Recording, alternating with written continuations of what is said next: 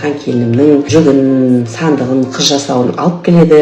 Екі жақ болып құдалық жасаймыз. Менің үйде қыз жасауын ашамыз. Әйел адамдар болып екі жақ болып мейрамханада бірге құдалық жасайтын боламыз. Біздің Маңғыстау өңірінде көбінесе солай жасайды. Екі жақ болып бірігіп мейрамханада күшті керемет құдалық жасайды. Соған енді қызу дайындық жүріп жатыр.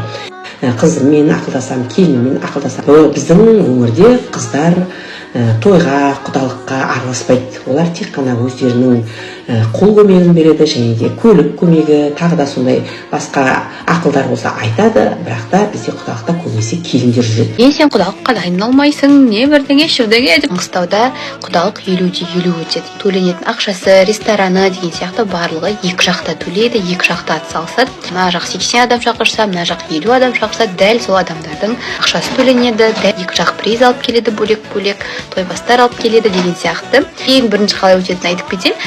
Бірінші үйге келеді, үйге жаңағы шұбатымызды, оформлениемізді, нанымызды дайындап қоямыз. Одан кейін бұйырса келініміздің, мен абысын демейді бізде Маңғыстауда, келін дейді. Жүгін ашады үйде, одан кейін жігітті әйелдер қауым ашқаннан кейін барлығы тойға, ресторанға кетеді.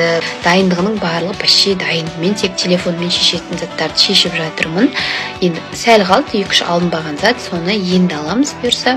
Былай киіттерін, алтындарын, бриллианттарын барлығын почти енем алып қойды. Список бойынша құдағайымызбен ақылдасып, өздері кездесті. Үлкендердің шаруасы болған соң мен үйтіп қатты той ұқсап үйтіп жүрген жоқпын. Апа, сіздерге құтты болсын. Ата, әже атанасыздар, енді 40-нан шығарып жатырып. Болсын, 40-нан шығу, бәрімізге жұғысты болсын. Әкемізбен апамызды құттықтаймыз, ата, әже болуымен. Алланың назарында жүрсін. Апа, немерелерің құтты болсын. Салиха ұрпақтардан болсын, өмірі ұзақ болсын қызым. Ассалаумағалейкум, тағы да құрметті қонақтар, уақыттарыңызды бөліп келгеніңізге рахмет.